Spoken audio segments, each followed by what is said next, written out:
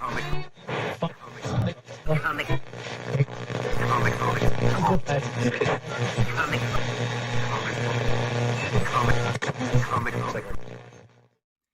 if you can believe it, it's a Friday once again. All right. What's up, everybody? Hello. Welcome to Comic Book Radio. I'm your host, Peter Cimetti. This is episode 219. We're talking tonight about character or plot. Which one gets created first? And I also have a poll on the YouTube chat there about which one matters more to you. Great characters or great plots? It's going to be an interesting conversation. I get this question asked of me a lot. Both, which one do I come up with first when I'm making a story? And also, what matters more to me? Character or plot? Now, of course, they both matter. This is kind of similar to the art or writing question from last week. They both matter. They're both very important. But with some things, especially with some stories, sometimes it's a great story, a great plot, and you're like, the characters, I don't know, they were just there. They were just there to drive that story, or the story drove them. And then there's other things. And we see this a lot more in comics, especially ongoing series, where it feels like it's the characters that are driving the story. Even if it's the illusion of the character driving the story. You're there for the character. You're there because you like the character. You want to see what it is that they're doing. So it's not necessarily just the plot.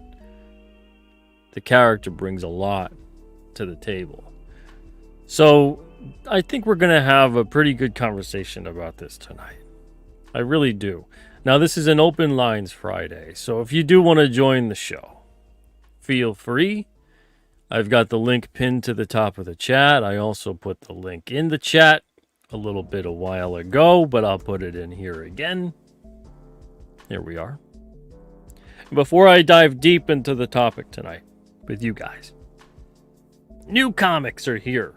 New comics are here. Can you believe it? I can't believe it. Sometimes, I've had a lot of new comic book days in my 18 years making comics. And every time I'm like, I can't believe it. New comics are in. Unglorious newsprint. So we got It Came Out on a Wednesday, number 21. Unit 44, number 9. Unit 44, number 10. And Blood Realm, number 14. And again, these are on newsprint, for those that don't believe me. Right, there's no glare. No glare. A little bit of glare on the cover, because the cover's kind of like a glossy, semi-glossy sort of deal. But I can't believe them. They're here. They're here. So fulfillment, I'm packing stuff up this weekend. Fulfillment starts in terms of me shipping things out. Fulfillment in earnest starts Monday. Be dropping off a lot of packages to the post office on Monday. I've already begun fulfillment in some way, shape, or form, if you think about it, with digital perks and a couple other things, but not the new comics. Not the new comics. And the thing is, if you missed out on ordering the new comics, you can still get them at alternacomics.com/funding. You get these 3 trading cards as well. One of them is a foil King Cryptid card. These are part of the Alterna series. The Alterna foil card is like a parallel chase set. I think we're just going to do 9 of these. Just 9. So we'll do card 7 and card 9. This is card 8. We'll do card 7 and card 9. And then we'll end that because they are getting pricey. These are getting really pricey. They're wonderful. I love them. But holy Toledo. They're getting expensive. And I know people like them. So, we'll see. I say we'll end it at 9 pages, but because the thing is, with trading cards, I like to end it on 9, on a division of 9, because you get a full page. If we ended it and it was like 12 or 15, that's a bummer. It's not a full page.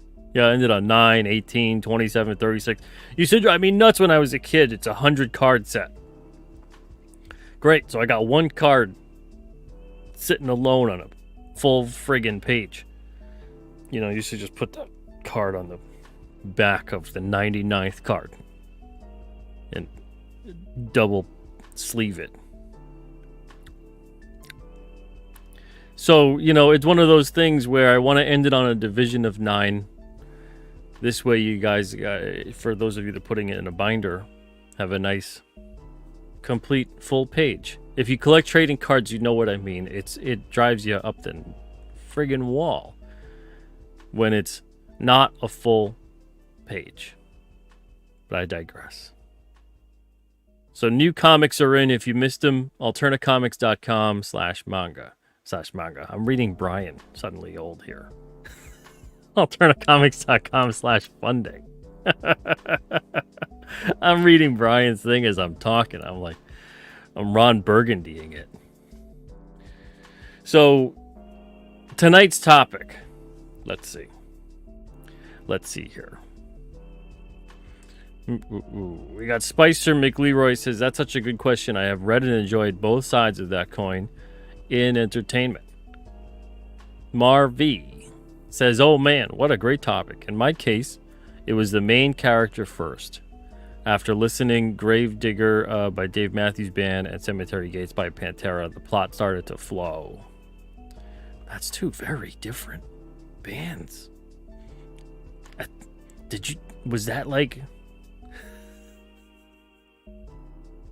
interesting? He says, unfortunately, I'm working tomorrow and I won't be able to watch the show live. See you all on the replay. We'll see you then, Marvy. Genuine Comics says it can go both ways. Sometimes I have a story idea that needs a character. Other times I have a character that needs a story. But a character always needs a story in order to be an actual character. Correct. Creative phase says depends on the project. I sometimes start with a character and then build the story and world. Other times I'll start with a grain of an idea and make my characters. And then Adam, how's it going, Adam? Thank you for joining us over on the Twitter land. Grape Nuka-Cola says, hey Pete, hey chat, what's up Grape Nuka-Cola? Hope you're doing good. Can't wait to get some new comics out to you. Frederick, what's up Frederick? Says, let's get creative. We also got Alpha Proto here. What's up Alpha Proto? Hope you're having a great Friday night.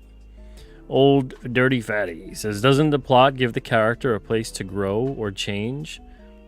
Correct. Yeah. Absolutely. But I'll talk about a little bit more once I read all of the comments here.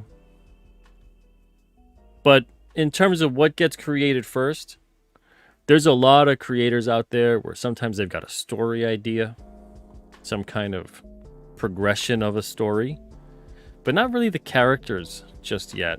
And then a lot of the times too, you might have a character idea of what their personality would be like, what they would look like, all that kind of stuff. But you don't really know what world they're in, what story to put around them, what are they doing? So it's that kind of a thing. Obviously, you can't really have one without the other.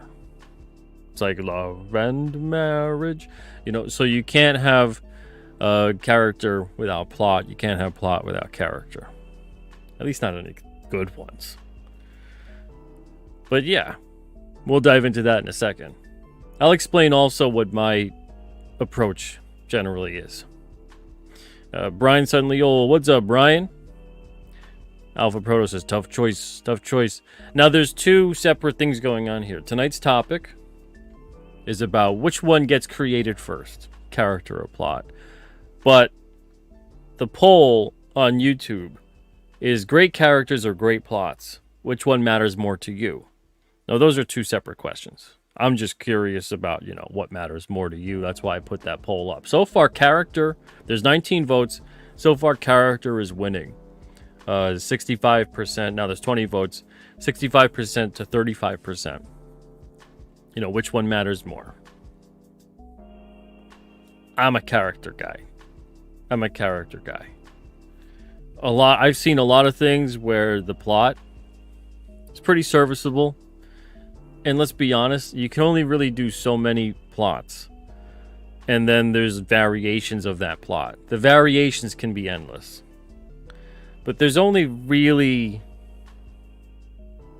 I don't know. I can't put a number on it. There's only so many original plots that you're going to come up with. Everything else is just like a variation of that plot. Now, you can come up with extremely original plots that maybe no one seems to have ever done before. But then you start kind of flirting with or diving deep into stuff that maybe doesn't resonate with anyone and maybe doesn't make any sense at all. And maybe that's something that people want to see. But once you go into uncharted plot territory, you really got to be confident in what you're doing. Or at least, if not confident, at least you feel like almost like you don't care. You don't care that the plot makes no sense. You don't care that if it resonates about anything. You're not particularly trying to say anything. There's no real meaning or message or point. It's just kind of a thing is going on for the characters to do. And I've seen some stuff that maybe people think like, oh, that's so nonsensical and it's so, but it's still going back to, fundamental plot situations. And then they can spiral out. I think they're really successful when you have something that does do that. But if you go for broke and you just want to create something that either you think has never been done before or truly has never been done before, you're really rolling the dice. You're taking a big chance. And I respect that, but I might not like what you're doing. And I don't mean like I don't like it, like I don't approve. I mean like it might just not be for me. But I do respect the risk-taking involved. But, I think we've seen a lot of that sort of stuff over the years where there'll be something different and unique. And we go, well, I don't know who that's really for. And there's always at least one person. At least one person. It doesn't matter how crazy the story is. It doesn't matter what the hell is going on. There's always one person out there, at least, where they're going to really dig it. So it depends. If that's success or something for you, or that's what, matters to you. If it's art for art's sake, if it's story for story's sake, whatever it is, if it's just you got to get that crazy story out there, all right, I get it. But if you're trying to come up with something that is going to appeal to either the most possible people or something that you feel will successfully get across an idea, an emotion, a theme, whatever it may be, if you notice, that's kind of the stuff that stands the test of time. Then there's different sort of things that you end up doing as a creator. I'm sure that if, anybody in here watching either now or later, if I were to say, what stories for you are the ones that really mean something to you, the ones that you really think about, the characters involved that, you have an affinity towards, I think those are going to tend to be towards the side of they resonate with a lot of people. There's some kind of a theme there, something that hits home, something that you relate to, or something that maybe they were going for something and it struck a chord.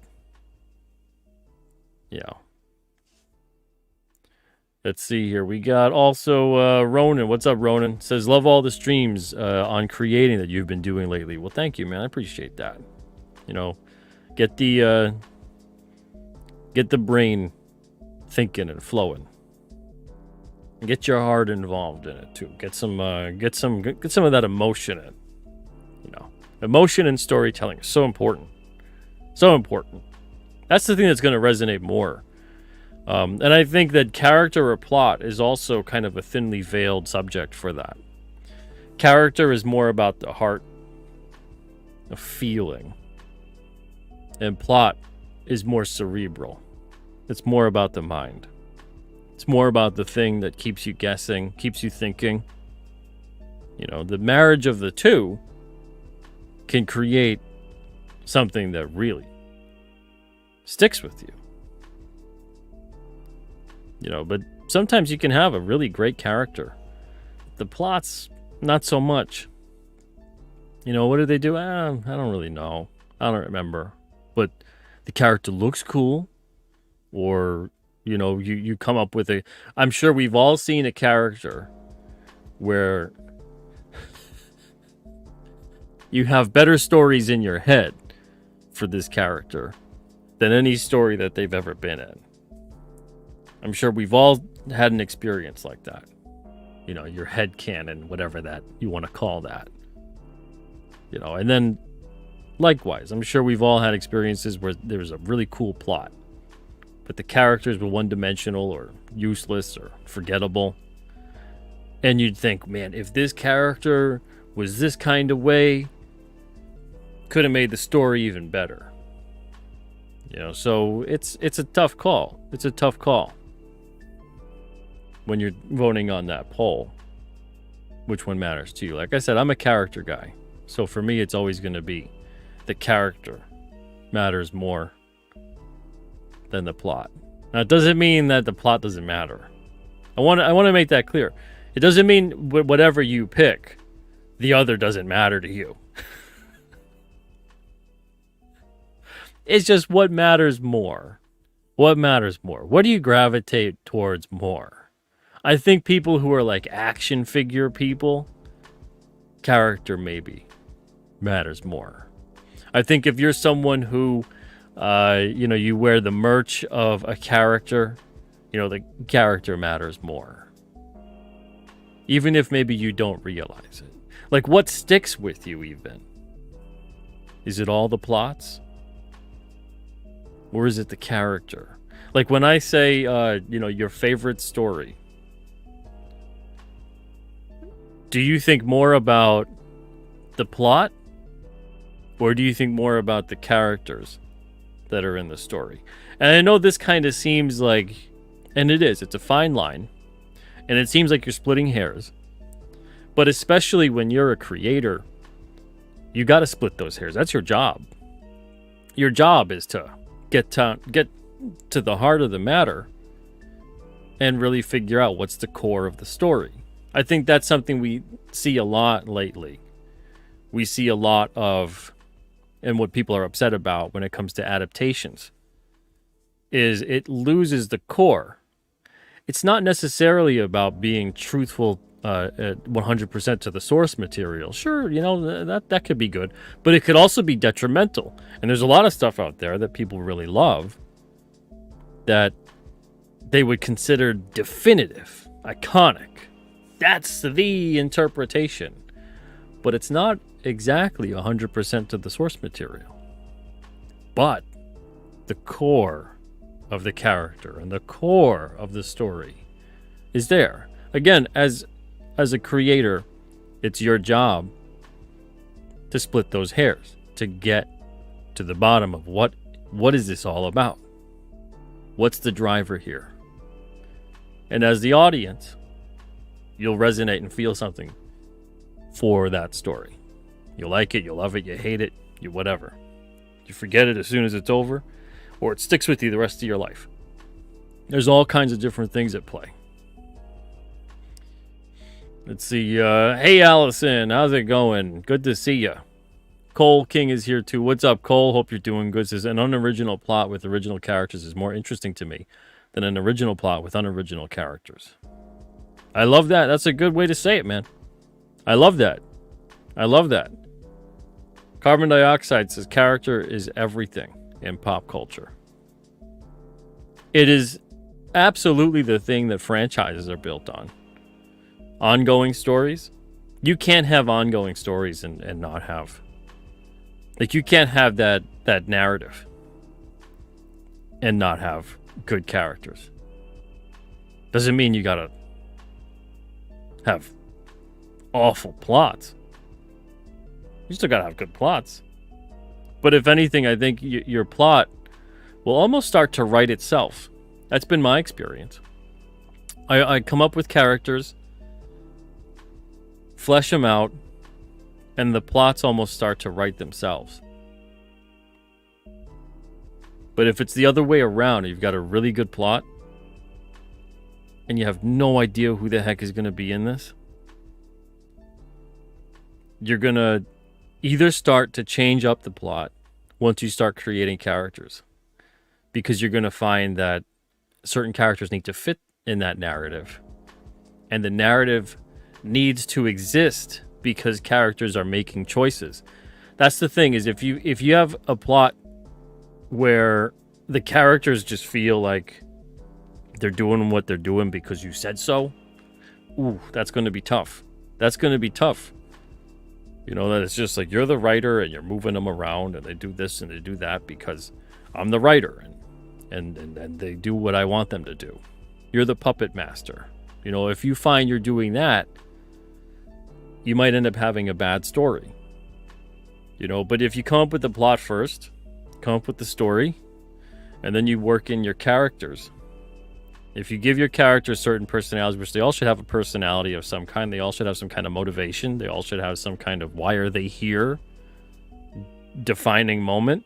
What are they doing here right now? Why are they here? You're going to find, hopefully, that it starts to kind of change the plot a little bit. And you should work with that. People that don't work with that, the writers and creators that are out there that don't work with that, when they have these characters, and we've all read these books, we've all seen these movies and shows, you know, when you have this plot going along and you're wondering, well, why the hell is this character here? It makes no sense. Why are they here? You know, I get that they're here, but why would they even be here to begin with? And that's, you know, the creator, the writer, or whoever coming along and saying, oh, the story needs this kind of character. And they just blop them in. Just teleport in that character. And, you know, isn't that good now? It needs to also make sense. Now, again, you can have a nonsensical story. But most people aren't trying to create a nonsensical story. Maybe they think that that's interesting. But I know a lot of the time, for all of us, it's more just frustrating. Because it's distracting. It takes you out of it. When all of a sudden it feels like a character is dropped into the story that makes no sense as to why they'd even be there. And you never find out why. That's kind of odd. Let's see. Old Dirty says the character is an ingredient and the plot is the meal. Buddha Bear says you do need a good grounding on the plot to make sure you're building up the right side characters. Headless Bourgeoisie says early 20th century pulp fiction was largely plot driven. I tend to prefer it to modern character driven storytelling. I like a marriage of both. I think the most successful stories ever created were both they had character driven elements and plot driven elements. So character driven is largely when the characters, what they're going through, what they're thinking about, their relationships, their inner turmoil, their pathos, all that kind of stuff. That is what is driving a story. A plot, so it's a lot of like this inner stuff. And then the plot is a lot of external stuff. You know, so character driven is a lot of internal stuff. Plot driven is a lot of external stuff. There's an element, you know, like disaster movies are plot driven. You know, there's something is being imposed upon the characters and they need to react. So plot driven tends to be a little bit speedier. There's a constant, at least when it's done right, there's a constant reaction to things that drives the plot. Characters don't get a whole lot of time to think, react, brood. They just gotta boom, go for it. They don't get a lot of. It's not really about like the relationships, but when you have a marriage of the two, which I think is the perfect way to tell stories, you can tell them either way. But the ones I really enjoy are both character and plot driven. They have those elements there where the characters are going through stuff, and there's also an external element being imposed upon the characters. So you get a sense of they're reacting a certain way to the outside external force because internally these characters are a certain way. Then you really get layers to the story. And that's kind of like life. Life is like that. We all have our own things going on. Everybody at home, you got your own stuff going on. I've got my own stuff going on. We know surface level stuff about each other for the most part. There's only maybe less than, for most people, you could say maybe less than a handful of people in your life that know far more than that. Most people know maybe a degree or two about who you are, what you're doing, why you're doing it, etc. But there's always outside things being imposed upon you. There's always something that's out of your control that you got to deal with. So your whole life is a mix of character-driven and plot-driven elements. And that's why I tend to gravitate towards those stories. I think they ring true. I see somebody here we got in the back room. I'll get to you in just a second. Want to make sure that we're not missing anybody else here. Bob says, Pete, I believe you can't have one without the other. Yeah, that's true, Bob. Shrek, what's up? Hope you're doing good. Let's see here. We also have Creators Outlet. How's it going, Creators Outlet? Comics for Life in the chat as well. What's up, Comics for Life? All right, here, let's see. Cole says a lot of TV shows end up doing that. In later seasons, characters do things or act in ways counter to how we've seen before, but they have to for the plot to make sense. It's always annoying. Yeah. I hear you. It's kind of like a soft reboot without rebooting. All of a sudden a character behaves and acts a certain way that's completely contradictory to how they've ever behaved before without any rhyme or reason for it. Now, when there is a rhyme and a reason, when there is a, as to why that character is now different than when they started, that's character development. That's progression within a story. There's a tremendous amount of great stories that have done that. That's for sure. All right. So let's see what we got here. We got Mr. Bug. What's up, Mr. Bug? Hello. Good to pop in again. Yeah, good to have you. What are your thoughts on tonight's topic? Well, I would say character tends to be a little bit more important than plot because they're the main focal point of it. They're some stories. The characters are driving force. Just through what, say, one character needs to do, and even if say you have like an anthology book, you still need some characters to kind of make that entertaining, regardless, even if it's going to be like a short, like 20-page thing and you're never going to see that character ever again. It still needs to have a decent character to make it, entertaining enough, not just have to rely on the plot. And, and that's kind of where I go with it, at least when I'm creating my thing, because that's where I started with. I went with characters. I was like, all right, well, here's the character, design it, give it to the artist to make it look good, and then I started fleshing things out. And through that, it helps, because the main character I have, his whole shtick is soldier, goes home, finds out his world's not habitable anymore, so he has to leave and find a new home. And he wants to have it on his own home, like no landlord type thing or whatever.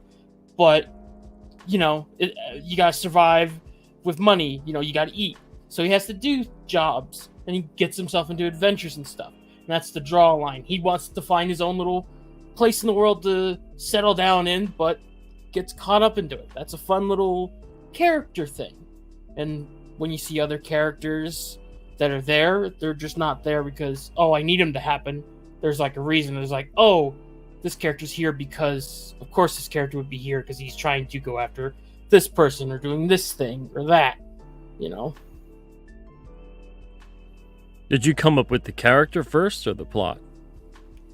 I would say the main character came in first, and then the plot came in afterwards, and then it kind of became like a back and forth, like more plot than a character, and so on and so forth, until I had a good baseline to go, okay, this is something I think I could do, and now I'm, in the process of getting that up and running. So when you were creating this story, or when you create other stories, are you coming up with personality for your character? Are you coming up with who or what and why they're doing what they're doing? Or are you coming up with like a loose framework for a character and then really plotting a story around them? I would say, after the design, because once I finalize the design in terms of, okay, these are things I like, I want to create a character like that, then I'll start adding in traits that kind of help fill in the details, It's like, okay, why is this character got this type of weapon? Why is he dressed the way he does? Why does he look the way he does? Why is he scarred or something? Like I come up with that, and then it's also, okay, that's what this character is. How does he affect the other ones that he's going to interact with? And what stories are going to be told through that, and what plot can be driven through that, because it's not like Alpha Proto brings up kind of a good point here. Says that you're talking about plot and nothing really about character. Now, I know what you're getting at here, right? But there's and I think this is why it becomes such a confusing thing for some people when it comes to this kind of because there's a symbiosis here between character and plot, obviously. But a lot of the times when you talk about a character and you talk about the things that they're going through and the things that are happening to them, that isn't a character driven. That's actually a plot driven thing. When you're talking about character and character driven, what you're largely going to be talking about is the kind of individual that they are, why they're in the predicament that they're in. Right. There's a lot more why instead of what and how. So it's like I said before, I brought you on. It is a splitting of the hairs kind of a thing. But I think that's why a lot of people with some stories, they think maybe it's character driven because there's characters obviously in every story. But it's a plot driven story. There's imposition upon what the characters are doing at every point in turn. But like I said, there's on my favorite stories, there's a marriage of the both. There's character-driven elements and there's plot-driven elements. It sounds like what you're getting at, obviously, is you're talking about that as well. But there is something to think about that when, and I'll see this a lot, and when we used to accept submissions, I would see it a lot where someone would think that they're sending in something character-driven, and they don't even mention the name of the character. And it's like, well, how character-driven can it possibly even be when it doesn't even matter if this character has a name when they tell me about it? It's just this individual is going through these things. That's plot-driven. That's fair So, point. yeah. So, but yeah, I get what you're talking about, and I get also what Alpha Proto is mentioning too. So that's why it's one of those things that it's important to acknowledge and understand both. But I think what you're talking about is you're talking about you got both kinds of elements within your story. But when you do mention, if you want to push more about the character, and I don't just say this to you, but I say this to everybody as well, who might be watching either now or later, really make sure that you do mention things like their name, what their personality is like. So you could say something like, Jim's a really stubborn guy. Like, you talk about them as if they're living, breathing individuals. Jim's a really stubborn guy. He's trying to make the best of it. He has a bad temper, and it's got him in a lot of trouble over the course of his life. And now he's up against this situation. So you're describing who this individual is, what they're like, and then you shift into now this is why they're in the situation they're in. But there's a lot of times where people are just kind of like, this character is going through this and they're going through that and that thing happens to them and that's plot driven. That's plot driven talk. Whereas the other way, the plot happens because the character is a certain way. So it's tough to kind of sometimes grasp exactly what, but once you get it, it all clicks and you're like, oh, that's what that is. If any of that made any sense to you. No, I totally get it. Yeah, you gotta, if you can't even name the character, then it's kind of like, well, you can't say it's character driven, when you're explaining it. Yeah, because like you said, with anthologies, they largely are plot driven. You're not, you don't have the time really to come up with these compelling characters, getting to know them, etc., etc. You can definitely put in personality and things like that, but you're seeing the imposition of things happening to the individual as opposed to the individual and their choices making the plot unfold. Because there's always plot and there's always character, but it's like which one's doing the driving and which one is enjoying or not enjoying the ride. So it's like, view it like that someone's driving. Right. So if the character is driving the plot and the plot is just enjoying their time being, driven around, everything that happens is because the character made a choice. If the plot is the driver, the character is in the back seat, and everything happening to the character is because the plot says, we're going here now, we're doing that now, this is happening to you now, that's what that is. I hope that helps. No, that makes a whole lot of sense, actually. All right. Well, thank you so much, Mr. Bug, for stopping by. I got to let a couple other people on here to talk about tonight's topic, but I appreciate you stopping by, man. Yeah, no problem. I'm glad to always do this kind of thing. Yeah, great stuff. Great stuff, man. Thank you so much. Have a great Friday. Appreciate you. All right, let's see who we've got here. We got Madison. What's up, Madison? Hey, how's it going, B? Can you hear me? Good. Yep, I can hear you. Good. Yeah, I think I'm leaning more towards, for me, I think most people, I looked at the poll, character, right? Especially as a like a fan or a consumer, because like, I guess in a way, like when I think about it, it's like Spider-Man's just cool, right? Like whatever he's doing. Right, Spider-Man. Yeah, like you don't need to read every Spider-Man story, right? To think Spider-Man's a cool character. And so, like, I feel like for the most part, it's kind of character driven. But then when I think like from on a different end, like a lot of mythology, right? It's kind of plot driven because you get what happened and how it happened, but not always why it happened, right?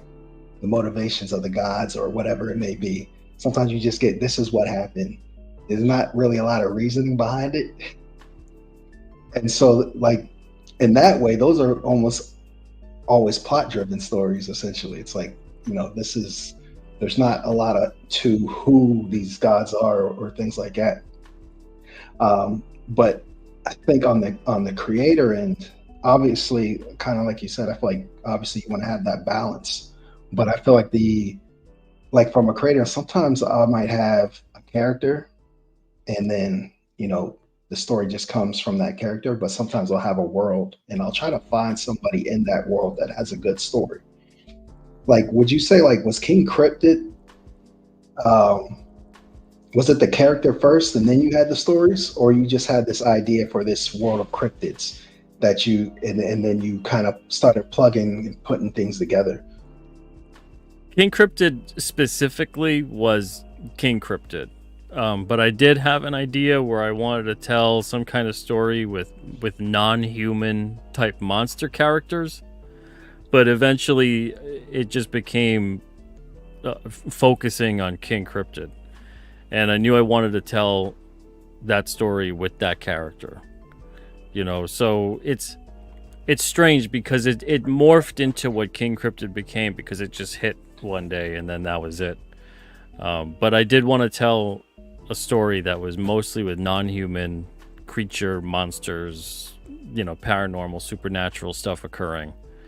And King Cryptid in and of itself was just, it was him, and then that was it. And then everything, once that was it and that was the focal point, because I wasn't sure at first, do I do a cast of characters and not have a focal point character? Like or an do ensemble. I have, yeah. And I've never really liked the don't have a focal point character type of thing. You know, I've always gravitated more towards we're following a character or a group of characters and they're at least a focal point, not just like an anthology in the purest sense where it's just a new plot with a bunch Every of different time. Yeah, you know, because you're always going to have new plots, but it matters more when it's happening specifically to a character or a group of characters. But once King Cryptid, I fleshed the character out and was like, that's his personality. You know, he's this guy. He's been around for like 500 years. He was cursed and betrayed. He's dealt with a lot of guilt over the years because in the early part of his curse, he was basically this mindless, ravenous killing machine. But he knew what he was doing. Like that was part of his curse, is that he was aware, like living like a nightmare. Yeah, right. You know, like you know what, but you can't stop it. Like this thing, like possessed. you're possessed. Yeah. Right, yeah. You know, and then eventually when that curse was not broken, but it was kind of subdued a bit, then he started on this path of redemption. And so he's been kind of doing that for a few centuries, and he doesn't know, can he die? Will he ever die? Like, what's his point? You know, does he have a purpose to fulfill? So he's trying to also figure that out with his own life, along with trying to make amends for what he feels like was his fault, even though he didn't purposefully do these awful things. And then how much would you... Sorry, go ahead. I was going to say, so with that, it's kind of like establishing the character, his personality, stuff that he had went through, stuff that he was continuing to go through. It was kind of easier to start coming up with plots. And then, you know, other characters of like, oh, he would meet this kind of character, and oh, he could be in that situation, and, you know, who's he going to then eventually meet on the way towards this event or meeting this character, you know. So there's all these different things, and the more characters you introduce and the more situations you introduce, the more you build those layers of that character in that world. Like that's world building done, I think, properly. Sometimes people do world building, it's a big info dump, and it turns into like, oh my god, I don't know what the hell's going on. Like you got a lot of great ideas, but you got to let them grow. They need room, you know, like one issue at a time sort of a thing, or one chapter at a time if you've got a graphic novel format. Yeah, but sometimes people go in there and you're like, blah, there's the story, and you're just like, that's cool, but you know, I got a lot going on in my own life. Right. Yeah. 20 different factions fighting across galaxies and it's like you just gave me homework. You know, you're supposed to give me escape. You know, so it's like you gotta build that gradually. And as you build it gradually, too, you got to have patience with yourself when you're a creator, because there'll be stories that you're like, I'll get to that in 5 years. You know, and you got to have faith in yourself that you're going to get there. But you have to do that, because if you don't, the payoff is never as sweet. The buildup is never as good. The stories don't resonate like they should. Everything feels rushed. You never really get to feel like you're knowing any of these characters, and then the plots feel like they're just blah, they happen, and that's it. And you're just you can't follow it, and you're just thrown into every situation. You're sometimes the creators will have such a familiarity with the character that they make that they lose sight of the fact that no one else is aware of the character the way you are. It's your job as the storyteller to relay, if you want them to really care about a character, you have to do things to that character and have that character do things that would make someone care about them. Right. They can't just care about them because you care about them. Yeah, they don't know everything you know. Yeah, they can't just be going through the motions to fulfill Yeah. the checkpoints in the story. Like they have to kind of be real. Like I'm definitely like as a consumer, like I said, I lean towards character because like the things I remember are like what they said. Like they might have to say something profound or sad that infers plot, right? Like it's like the Princess Bride. It's like my name is Inigo Montoya. You killed my father, prepared to die. Like, that was such a great character, and that line infers plot, but that's what you remember, right? You remember that character, Yeah, and then you kind of fill in the to the plot. And there's all kinds of things like that with characters that you remember, who they are, what they look like, what their personality was like, and then the plot unfolds because of how they are and who they are. But sometimes when it gets off the rails, I think it's because of the fact that people are forgetting that the characters are going through the story. So if the story is constantly being imposed upon the character and the character has no choice but to be a slave to the story, that can turn really weird. That's like bad writing number one, because it feels like nothing actually matters. Because it's having the character has no recourse for anything, and they feel like sometimes you'll look at it like certain stories and you'll go, why does that character just not do that? Right. Why? Right. You should always feel like the character must, or they are compelled to, or their personality makes them do that. Yeah. As opposed to like, dude, you have like 100 choices. Why are you doing this thing? X, Y, and Z, it's because the plot calls for that character to do that, and that's when it turns into this is total crap. Because you should feel like that character has no other choice. They must do that, And it's bad writing when all of a sudden you're sitting there going like they could just do something else today. They could just do this other thing. Like this isn't urgent. Yeah, it takes away your ability to kind of suspend your disbelief, right, at the fiction that happens, where it's just like, oh, okay, nothing matters in this story, right? There's no rules. It's just whatever they decided they wanted it to be. And, you kind of got to lay those rules. I would say, like, the other thing I was thinking about, too, on the creator side of it is, like, I had a character that's just an awesome, cool design, but I didn't have any story around him. And then I'm thinking like, well, why does he look like this? How does he, what world is he in? Why is he, come? And initially I thought it was going to be like a martial arts story, but it ended up kind of being like a drama, graphic novel style story. How much, like, I would say, like, for you, like for King Cryptid, how much of his look inferred the story, or did you have kind of the idea of all those ideas and then you went to the design phase? A lot, honestly, because with King Cryptid, where he's a cryptid, even the name of him was based on his look. Like, he's not a king of the cryptids. What it is, it's like Bigfoot, Mothman, all these things where they're descriptive type of titles. So King Cryptid, like many other cryptids, you kind of see him fleeting or as a shadow. You get the silhouette. So the silhouette is like, oh, this crowny sort of thing and this cape kind of thing. So that's where the name kind of comes about. Now, we'll learn more as stories kind of unfold that it was also given to him as a mocking title by the people who betrayed him. So what it is that it's not like he is a king of the cryptids. And even that becomes kind of like a little joke here and there among some of the dialogue throughout certain issues. But like, crazy that, is he king of the, Right.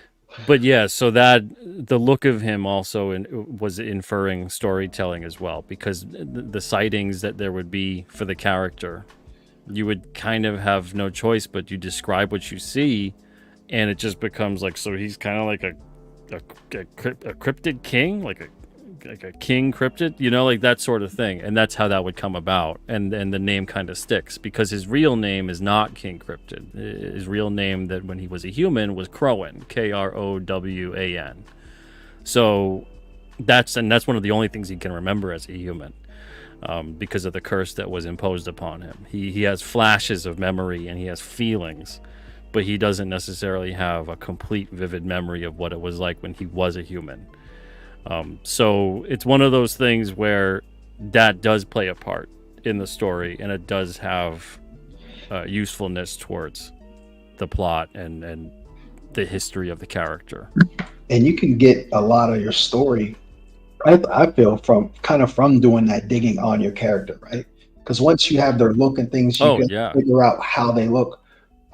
What's their world like? Who's their family? What are their goals? And when you get into that, you get story from the character. So then doesn't have to be so plot driven where you're like, okay, X, Y, Z, I have this story about this king, or I have a story about, this prize fighter. And then you got to try to fill it in.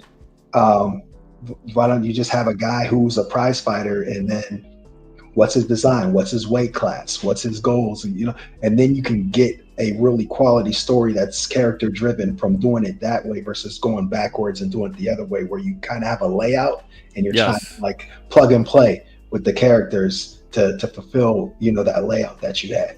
Yeah. That's why I think sometimes too, and I know a lot of writers like to write the ending first. I like to have an idea of maybe where everything will end. But if you kind of really commit to fleshing out your ending first, that could spell disaster for you. Yeah, that's because then every single thing becomes like, how do you race towards the end, and how do you do this thing to get to that ending that you have, that your heart is set on? Because you know what it's like. You end up committing to these things. And again, it's the case of like with the character that no one knows about, and you know about it. The ending, or whatever it is that you're committing to, whatever plot point it is, no one else really knows about it.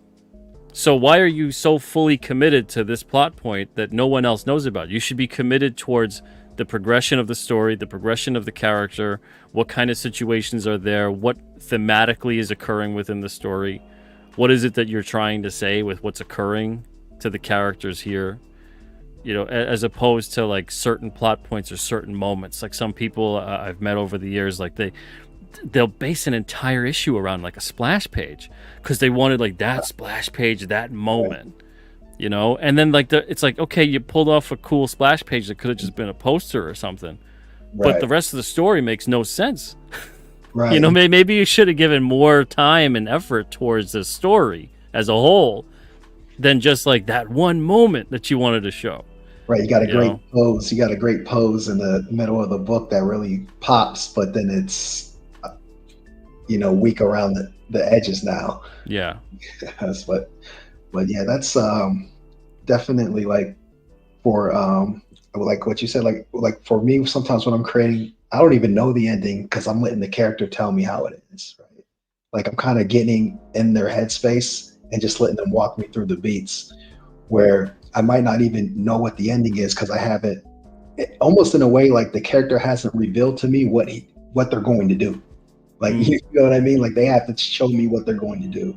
And that kind of helps, I feel like, for me as a creator, to keep the stories kind of character driven and true to the plot by letting the character kind of tell me what the next move is a lot of times. Like I know the story beats and all of that and a loose ending, but at times it's like, he wouldn't do that. So now, he's got to do what he's got to do as the character to stay true. And that might change up what I initially had in mind for the ending. Yeah. I hear you. That's 100%. That's a great way to go about it. Madison, I got someone else waiting in the green room. So I'm going to have to part ways and say goodbye to you. But thank you so much for stopping by, man. Thanks again. Yeah, no problem. Thank you for being here. Good stuff tonight. Yep. Good night. All right. Take it easy, man. Have a great night. All right. And Bob, so my channel got monetized for the third time for reasons that are vague and relatively obscure and confusing, especially when I reach out to YouTube for some official specific clarity on what they are telling me about. So don't worry about it. Don't worry about super chatting. I'll still read your chats and whatnot as soon as I possibly can for a lot of you guys. But YouTube keeps 30% of the money, by the way. So if you gave $10, they keep 3. Okay? So instead, go to alternacomics.com. Pick out something nice for yourself. All right? Then this way, myself, the other creators at Alterna, we keep like 97% of the money. And then you also get something great. Whereas Super Chat is like, I read your thing and then, I appreciate the donation. I appreciate it. But you don't get anything really out of it. I'll read your chats and stuff anyway. So get something nice for yourself and support where it really counts. But thank you so much, though. Appreciate it. All right. So let's see here. We got Ryan Tyler Palmer. What's up, Ryan? Hey, Peter. How you doing? Good. How are you? Hey, not too bad. Thanks for opening the chat up for everybody to talk about creativity. I think this is a great subject. It's the core of creation. So I'm very interested in it. Thanks for having me on. Yeah, no problem. What are your thoughts about the topic tonight? In terms of, for you, what do you create generally first, character or plot? It's a wonderful question, and that's why I wanted to come on. I didn't vote, Peter, and the reason why is because I think that you can go any direction with that because it's a subjective medium. I think that as far as creativity, I've loved stories that started with a great character, something that I like to look at, and then there's also stories that I've loved that the story brought me in first and then maybe saw a visual afterwards. So I think as long as it's good, I think you can start from either point, and I've started from either point myself over multiple genres. So I think as long as you're being creative, you can definitely go either way with it for sure. Oh, yeah. I mean, sometimes you get inspired by a certain situation or something for the story, and then the characters come later. And then sometimes, you come up with like a great visual or a personality for a character or a name and things like that, and the story can spring from it. What's very unique is the story that the comic that we're fulfilling now was actually a story that I created first, and then I designed some characters for it, and then developed a whole story, and then we adapted it to a comic series, and then started creating characters for it, and then built story around those. And so like there was kind of a mix of some characters were a character we had to build a story around, and then some were just organically built into the story. So it was cool. I kind of got to do both things with this series. So that's another reason why this subject was very interesting to me, because I kind of got to dip into both of those things during this creative process. Nice. Yeah. Yep. Well, I mean, when it comes to not just the stuff that you create, the stuff that you enjoy, what do you seem to gravitate towards? Is it more like the plot and the story that hooks you, or is it the character? That's another great question. I definitely love both. Growing up, I'm huge into popular culture. So like all of my favorites growing up in the 80s, I mean, like the characters, great heroes like Optimus Prime, obviously group titles. Oh, yeah. The characters themselves were just very interesting. The toys came out is a great example of that. Something that can just be visually fun would be fun as a toy. Maybe if you have no story, you're a little kid and you're walking through the toy aisle and Optimus Prime's sitting there and it catches your eye. You may not have ever seen an episode, but just seeing that maybe is something that sparks your imagination. You know what I mean? So those type of things are great as far as characters. As far as story, I mean, a lot of things that came from novels, because I'm big into fantasy, like obviously like Forgotten Realms, Dungeons and Dragons content, read the novels, and you don't have a visual. Essentially, you're using your imagination to imagine.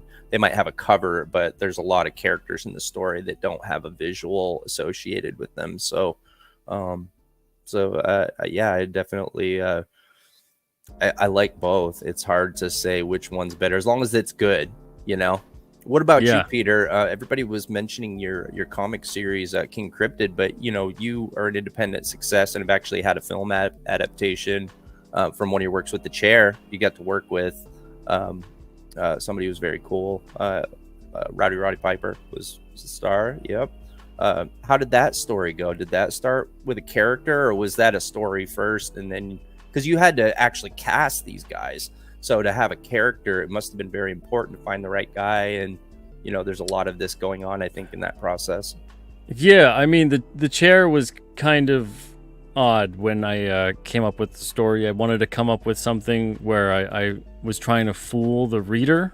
I was trying to get them to care about a character that they really shouldn't have cared about, to try to root for a character that, you know, to try to essentially root for the villain. And by doing that, have like that unreliable narrator and kind of all these different twists and turns that in the realm of a story you kind of go with it because you figure like, oh well, this is fiction, it's a story, you know, of course like some of this stuff is going to happen and it's going to be a bit over the top and surreal, and yeah, you know, you go with it, and then you kind of get the rug pulled out from underneath you, and what happens in the final act of that story is that you realize like, no, this is just this dude's off his rocker. He's horrible. You should never have felt for him for 1 second, but you believe him because you only get the story through his eyes and through his telling of it. And then when you get it objectively through a different character, you realize like, oh shit, he's lying to us the whole time. So it's almost like I wanted to have that kind of a story of like right at, you know, when you feel like, oh man, I really feel for this character, I want to see them survive this ordeal. You go, that son of a bitch. Yeah, and you had the plot hook in mind first, so you're trying to build this character that kind of fit that mold, so you could pull the trigger on that twist. Yep. So then, because of that, it was sort of like I would come up with the characters to kind of do what I wanted to do, and then the story kind of had a couple twists and turns to it that I didn't think were going to happen originally, but I felt like the characters, they behaved certain ways and they had certain histories, so the story should go a certain way. But the overall feel of it, the overall theme, the kind of character study, the psychological stuff, that was all in there. And then doing a lot of the research into like, because it takes place on death row, doing a lot of research into death row phenomena, and doing a lot of research into the criminal justice system in terms of how certain things would play out, and also the psychology that would occur to inmates, especially inmates that were either innocent or perceived themselves to be innocent, and they were put in these predicaments in isolated kind of confinement, or they were tortured or abused or whatever would occur. I didn't ground the story to the point of putting a year or a place or anything like that, but it was a grounded story in terms of the psychology behind it. Yeah. Which I think is very interesting as well, and that's probably why it was very popular, and they had an interest in it, you know. Yeah, the psychology of being put into that situation and having your freedom taken away, and what it can do to you, and what different types of people get caught up in the system.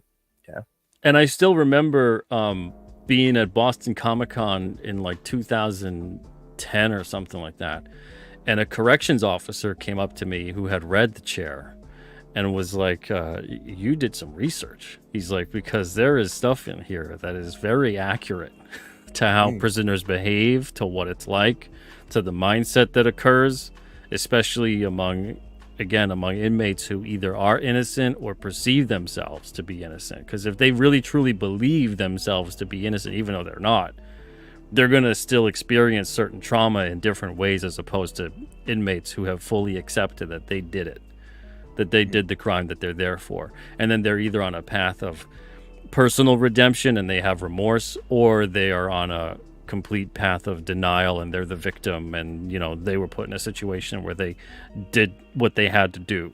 But it was interesting talking to that corrections officer who had read the comic, who wrote the graphic novel, and had said that. I was like, oh, good. Because at first he's like, you know, I'm a corrections officer, blah, blah, blah, worked, 15 years and this and that. And I'm like, oh man, this guy's going to tell me that I was completely wrong with a bunch of stuff. Or And at least you're worried that he's going to do that. yeah, But, yeah.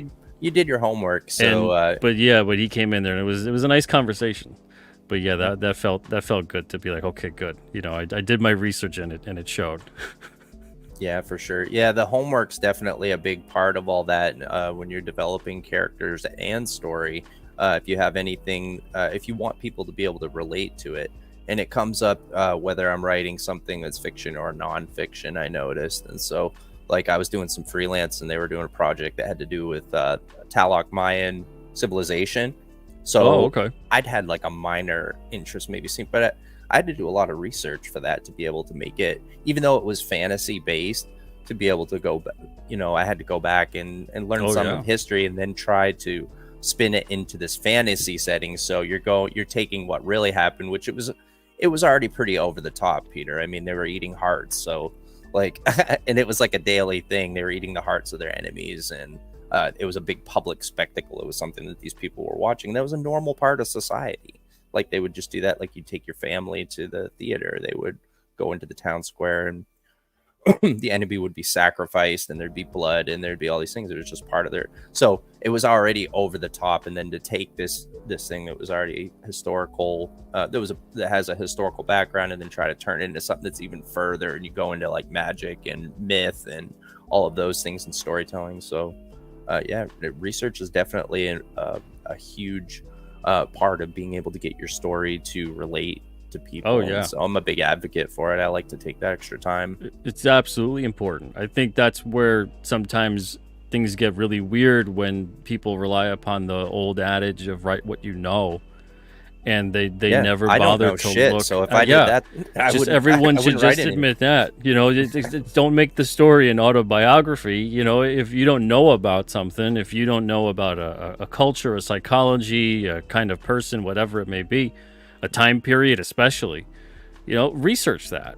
If you want to write ththings, research to know what you want to write about. But if you keep on relying upon that whole like, oh, write what you know, the whole point of that is the thing. I'm gonna be sunk if I have to on just what's up here. I have to.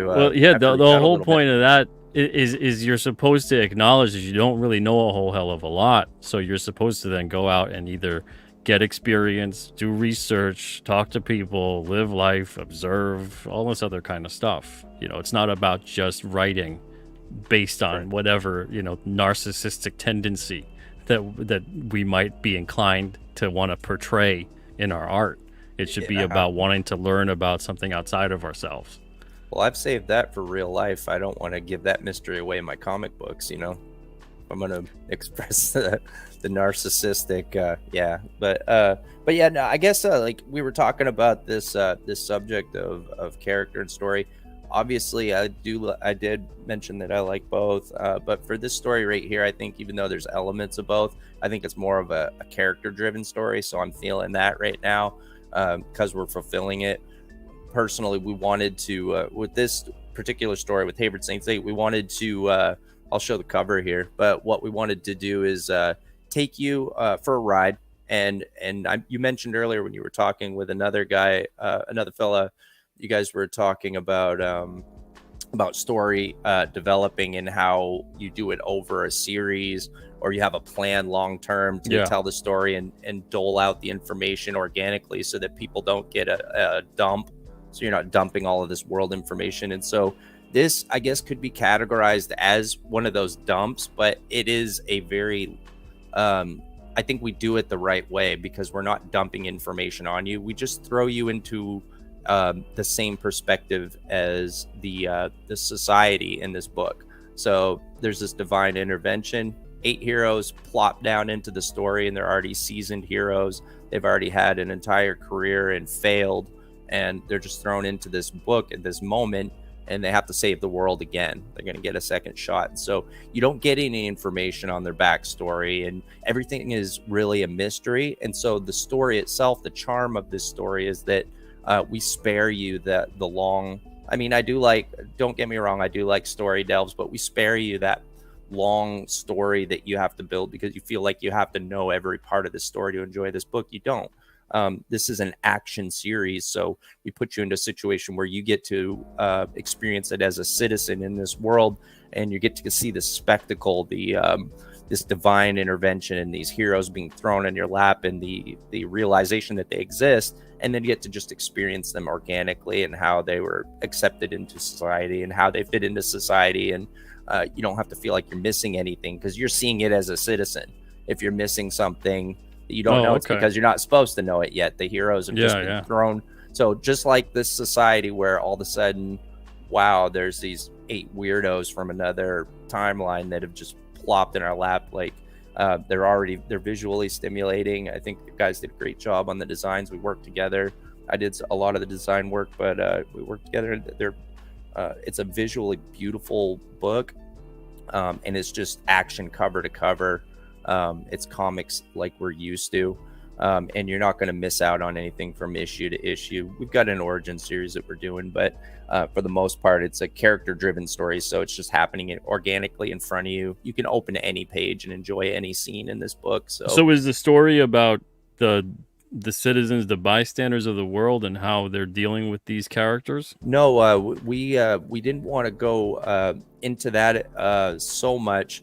What we wanted to go into is unfold the story of these heroes and their journey up until this point, and just let it unfold organically while they're dealing with the same type of existential dread and evil in the world as they've always had to deal with, and they're just dealing with it in our time period. So from the citizens' point of view, what it is there's this they're a task force that get picked up by the government. I imagine that's how it would happen if something like this happened.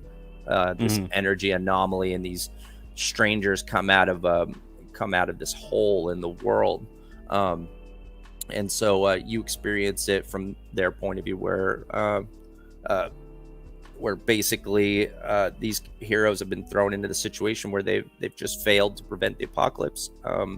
They are getting a second chance to save our world, and they're teaming up with our government to try and stop global threats. And so the idea of the story is that it's a classic story of good and evil. Evil and good exist in all of us, and we have that struggle every day. This is a metaphor for the good and evil in the world now. It's evil in the hearts of men. So all of these conflicts that the world and the government are dealing with always have this supernatural evil behind them, that's lurking inside of the people who are responsible for it, whether it's a militia group, whether it's a super villain, or a task force, or government.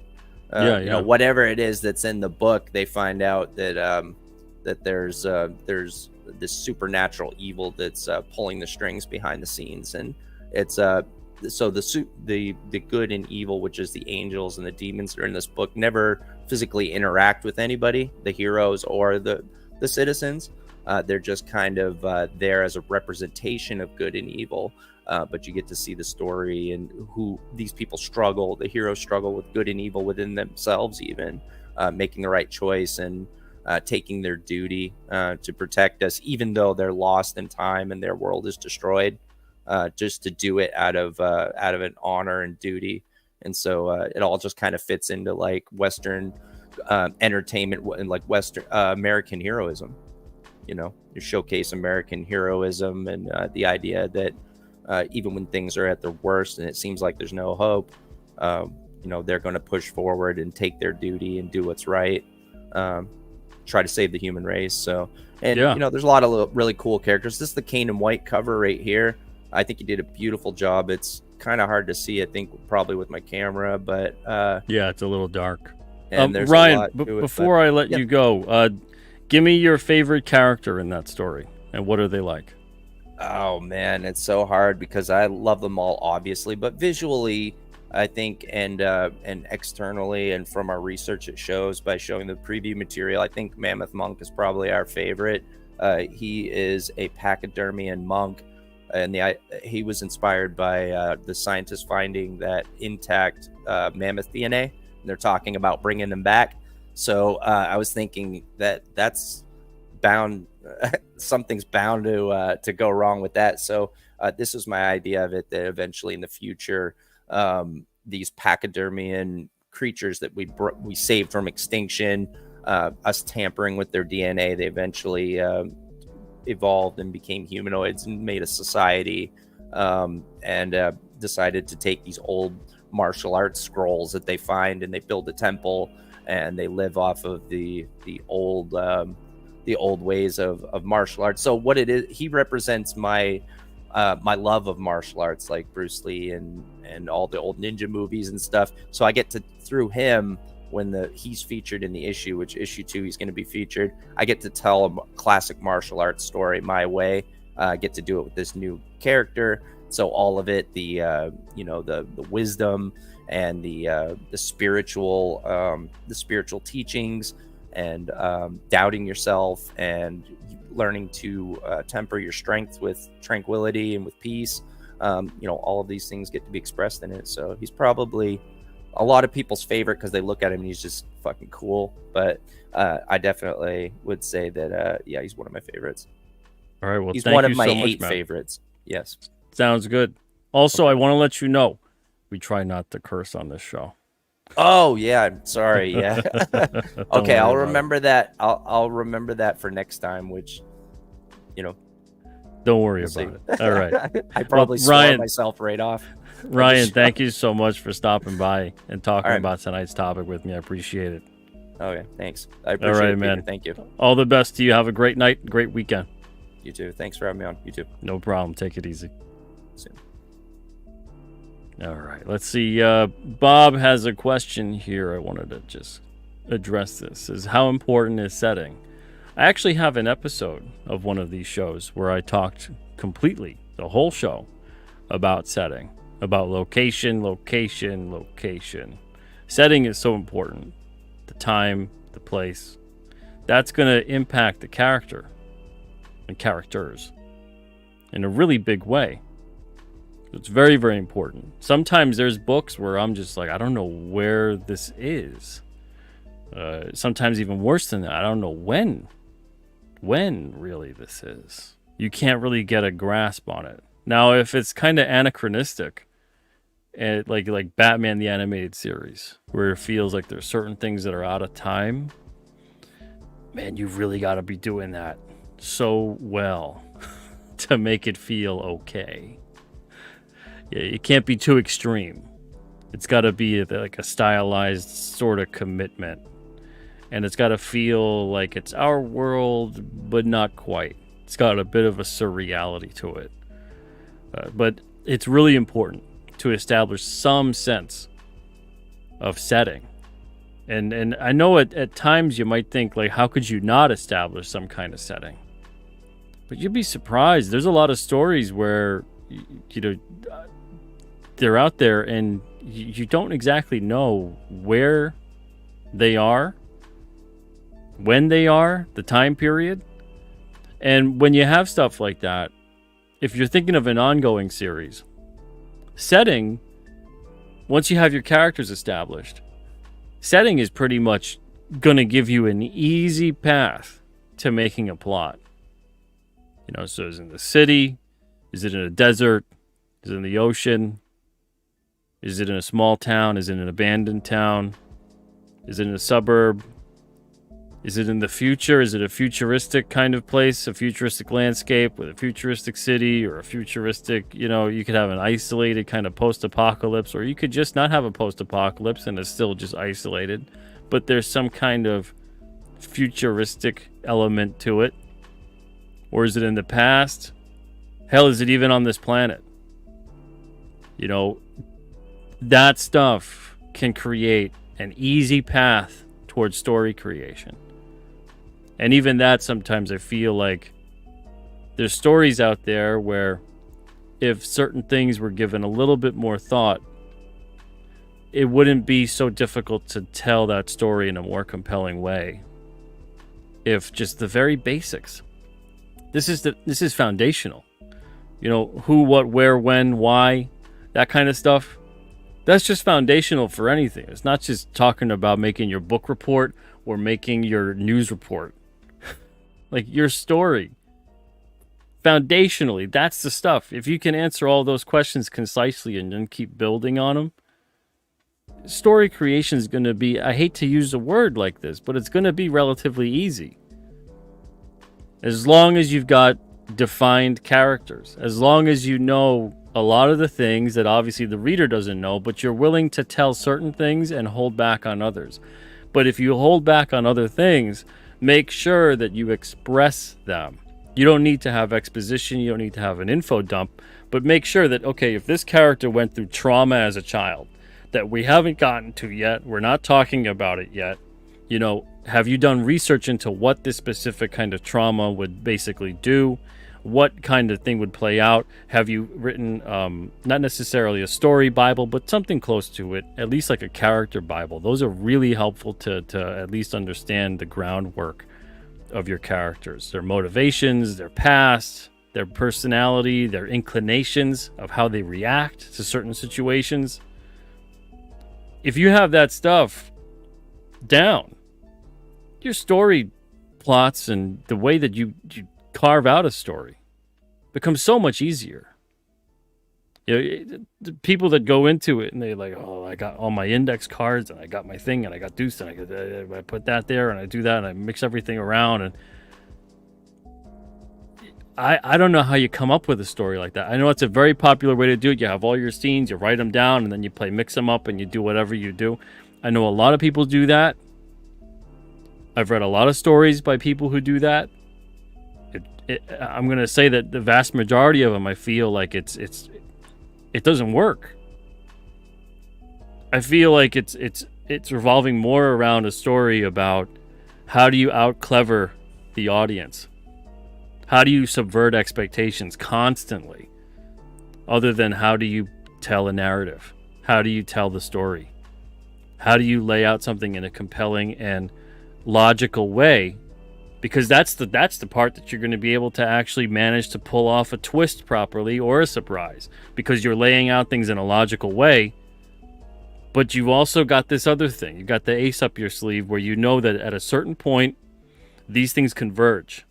So there's a convergence in the plot, there's a convergence in the situation, and there's a buildup that's simultaneously occurring. When you have something that's not simultaneously occurring, and you just all of a sudden create a plot twist, or you want to subvert the expectations of what you think the character is going to do, or how the story is going to play out, now all of a sudden you have something that's called bad writing. You have something that doesn't make any sense. You have a character that's behaving in a contradictory way. You have a plot that makes no sense, and you did it because you felt like, well, that's a surprise. That's a twist. It has to make some kind of sense. There has to be a build-up. There has to be something that then you can trace your steps.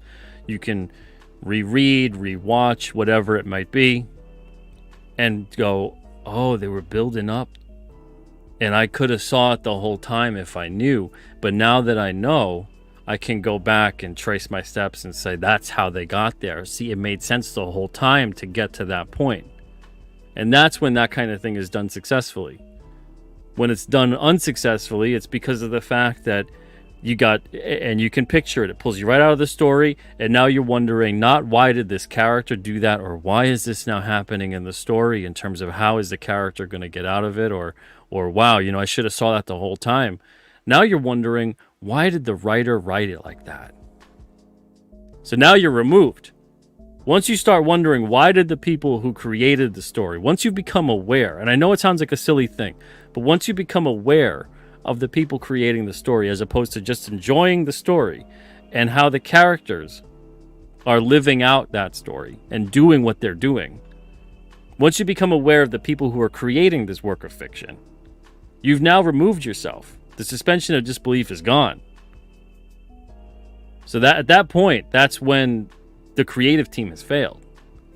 So as soon as they start doing things that are just because they said so, or they wrote themselves into a corner and now they got to write themselves out, all of a sudden it turns into, wow, that's a bad story. And there could be a million reasons and ways that they got to that point, but it always stems from, instead of trying to entertain, instead of having a theme that is going to be harped upon and focused on, the creative team, their whole thing is, you know what audiences love? They love surprises and twists and when something unexpected happens. So everything about what they're doing creatively becomes about giving the unexpected over and over again, and that's the thing that's going to entertain. Well, sure, that entertains, but you have to make sure you're getting there in a way that makes sense. That then when you trace back and you reread or you rewatch, you go, oh yeah, see, they left all these things that if you knew, you could have followed along. And went, wow, that thing, yeah, that didn't really make sense, but it makes sense knowing now what I know. And then you can review it through a different lens.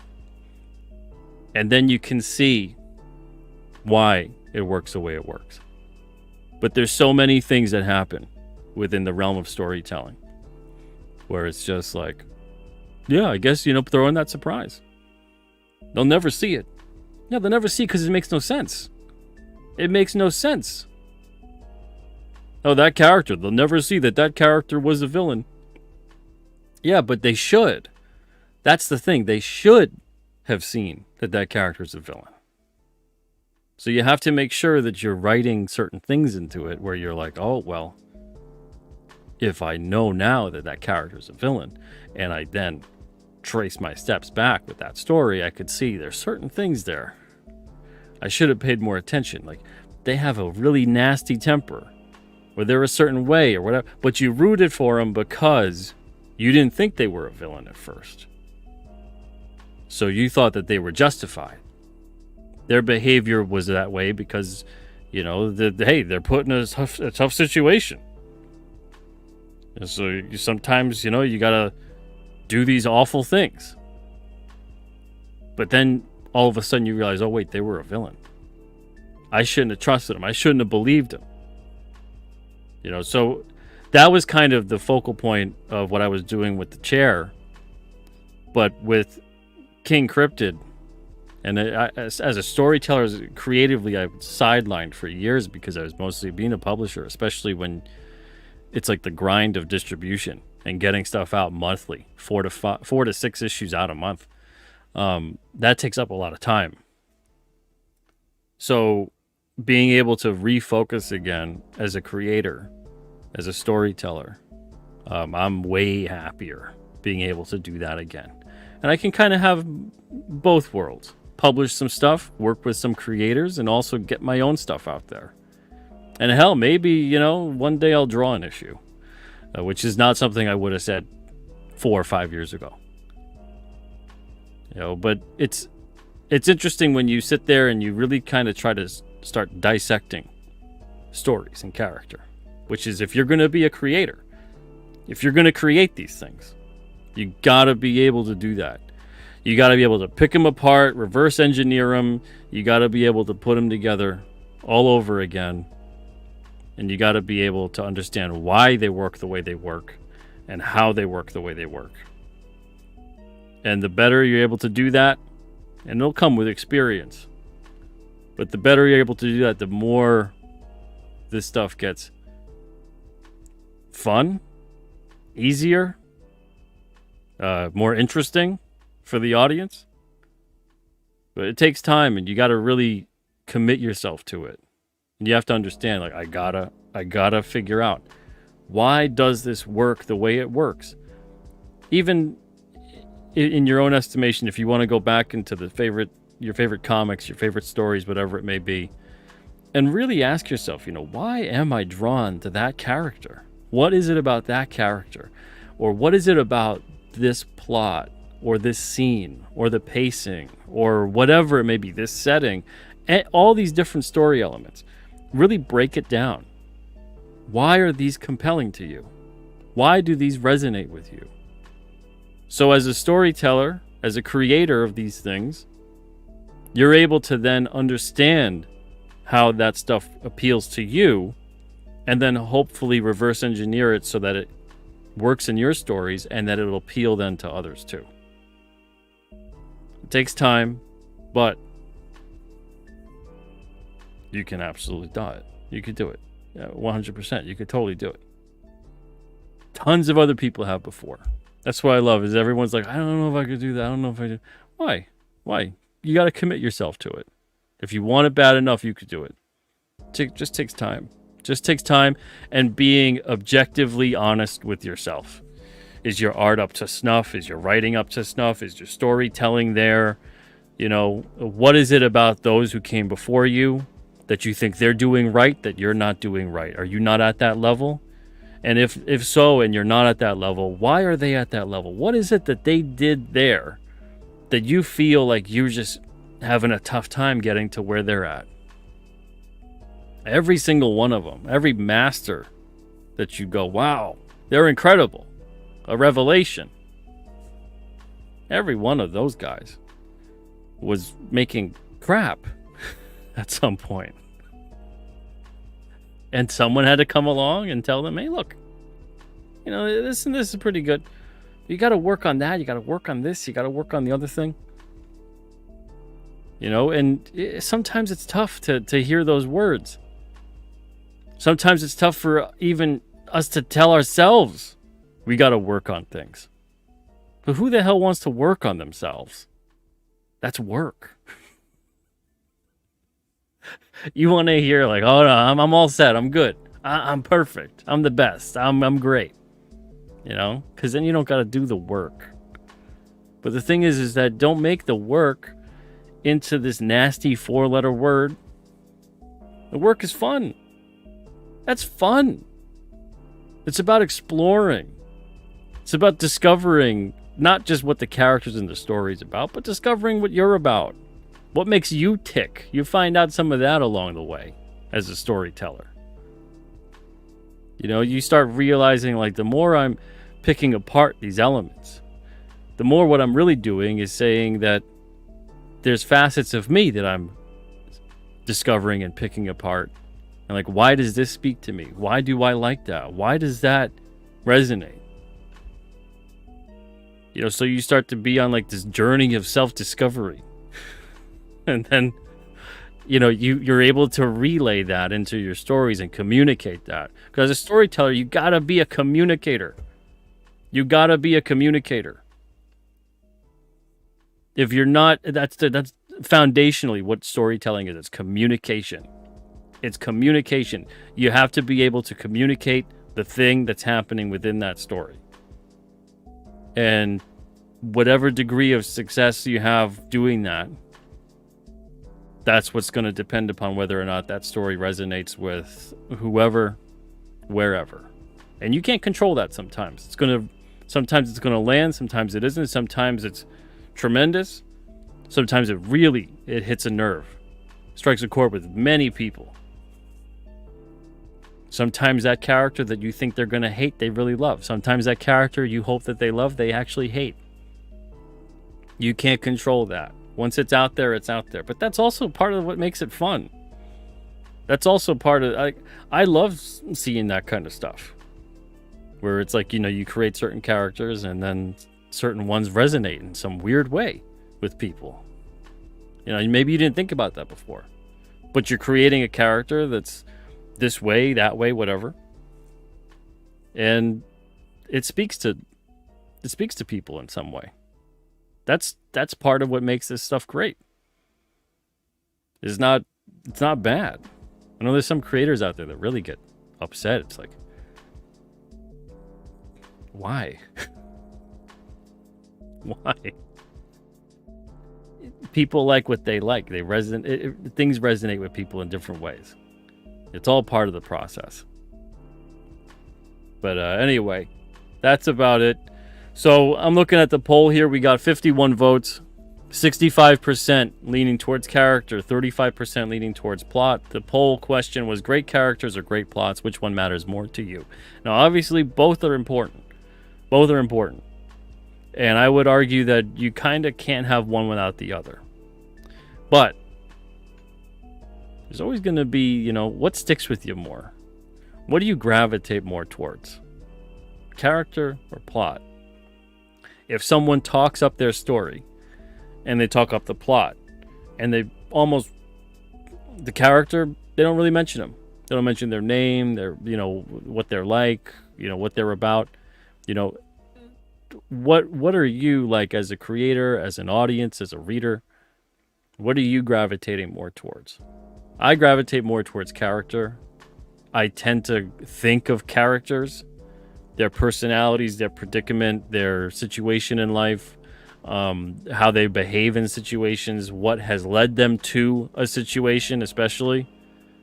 I think about that a lot in terms of story creation. That really informs my storytelling a lot more than coming up with a plot to just have and then plug in the characters. You know, it's more about like, here's this character, here's what they're like, and this is how they behave, and this is why they're like the way they like, and this is now where they are. And now, given all that, what's happening in the story? You know, so the plot plays a big part, but the plot unfolds because the character largely is making different decisions that unfold that character. So there's constantly, you know, they're at a crossroads of like, do I do this? Do I say that? You know, what choice do I make? And then that's how the plot unfolds. There's also, though, elements of the plot imposing upon the character. And like I said before earlier in the show, a lot of my favorite stories have both elements of character-driven and plot-driven, where we get to know a lot about the characters, what they're like, what they're up against, how they feel, how they view the world, that kind of thing. And then also, here comes a situation to put them in a predicament. And now, given what we know about them, how do they behave and react in that situation? It's like you're kind of, as a storyteller, you're a problem creator and a problem solver. You're constantly running your own little simulation over and over again. I'm like, well, let's see what happens. You know, it reminds me of Ghostbusters 2, and Egon's like, let's see what happens when we take away the puppy. You know, you're constantly doing that to your characters. Let's see what happens when we deprive them of joy. Let's see what happens when we give them something to be joyful about. Let's see what happens when we ruin their day with this or that or the other thing. Let's see what happens when we introduce this new individual into their life who maybe wants the same thing they want or what is diametrically opposing the thing that they want. There's conflict involved. Let's see what happens. Like, as a storyteller, you're constantly doing that. You know, and then you try to figure out, all right, does this work to maximum effect of what I want to tell within this story? What's the theme of this particular story I'm trying to tell? What's the point of it? You know, all these different decisions that you got to think about. But thank you so much, guys, for being here. Thank you, Comics Legend. Appreciate it. We got, let's see. Hutzel says, for me personally, I can't get into the plot if I don't care about the characters. I'm right there with you. You know, to me, the characters is that's who you're on the journey with. If you don't care about them, if you don't necessarily have to like them in terms of, you know, oh, you'd be friends with them or something. But they have to make you feel something. They have to make you feel something. And hopefully, if you're supposed to hate them, if they're supposed to drive you nuts, hopefully that's the intended effect. You know, if you're supposed to want to be like them, if you're supposed to wish that they were your friend, your companion, your love interest, you know, that's the way that this stuff works with these characters. But yet, you should, above all, you should feel something for them. You should feel. Otherwise, when things happen to them, you're not going to care. They're kind of like characters that, and even in like slasher movies, most of the time they're kind of annoying and grating, and you kind of want them to die. As bad as that sounds, those characters are kind of put there. You know, some of them at least, because you're like, oh, I can't wait till so and so gets them, so I don't have to listen to them anymore. Comics for Life says characters tend to sell the story and make moments memorable. I agree. Bob says, I hate sequels unless it's Lord of the Rings or original Star Wars. Joe Sontag, what's up, Joe? Says it's got to be character first. Yeah, I agree. I think it's like that for a lot of people. But obviously, in the poll, we got 65% for character, 35% where the plot matters more to them. If I think most people tend to gravitate towards character, but again, you gotta have both. So this isn't like, you get a great character and the plot is crap and someone's still gonna love it. Or you got a great plot and crap characters and someone's still gonna love it. You gotta have both, gotta be solid, But at the end of the day, which one is gonna really keep you there? And I think for a lot of people, it really is. It's character. The characters will keep you there.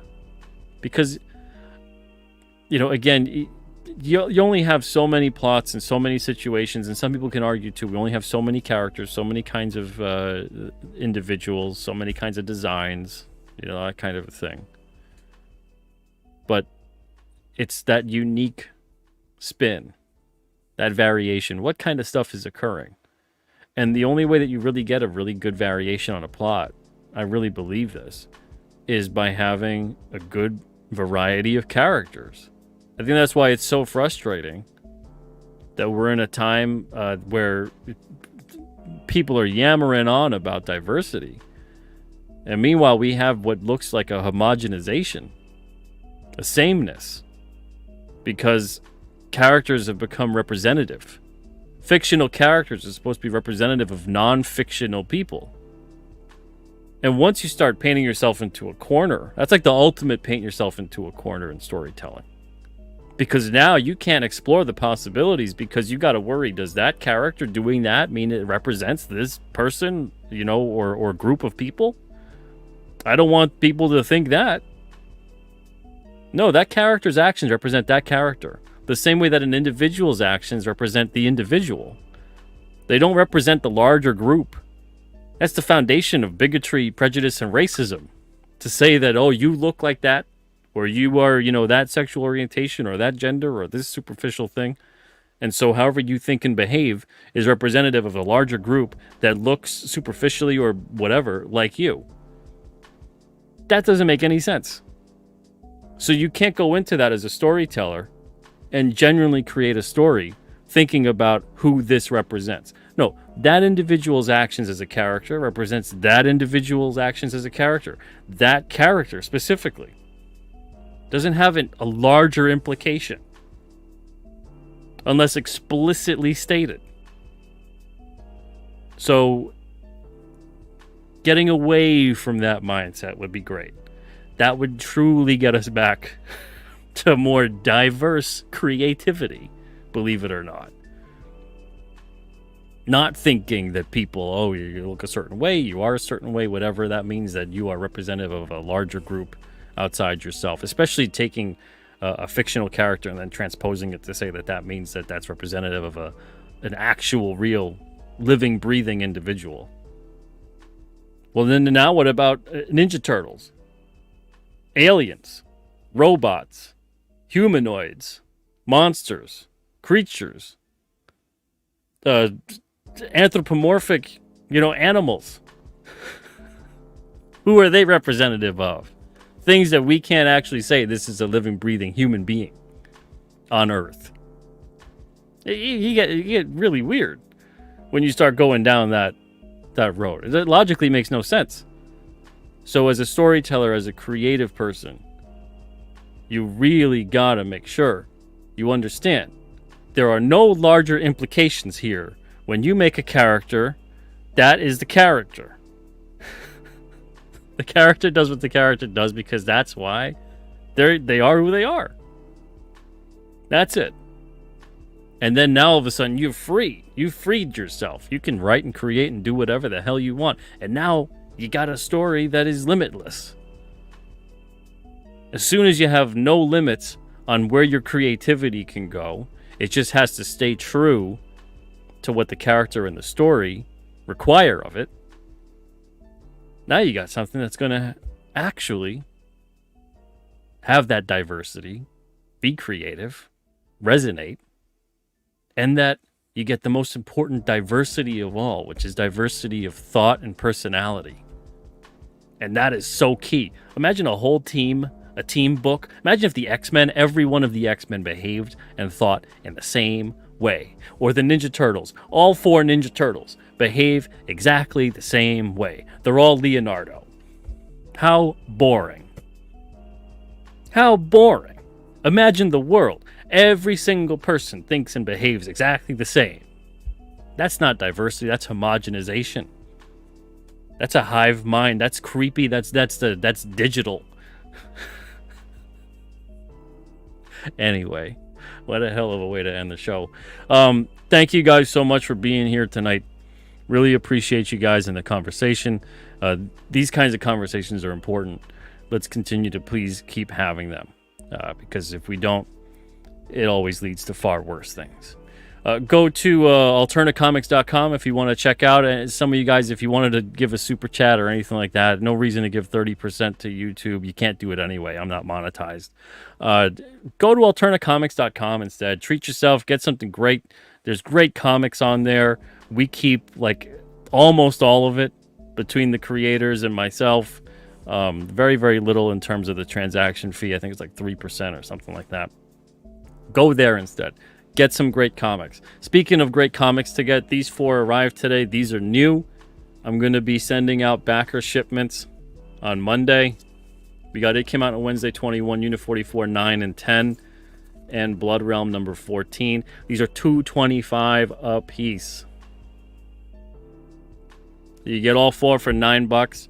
Shipping in the US is like $6. It's flat shipping, so order as much or as little as you'd like. Get something there instead if you do want to send any monetary support my way, but you don't have to.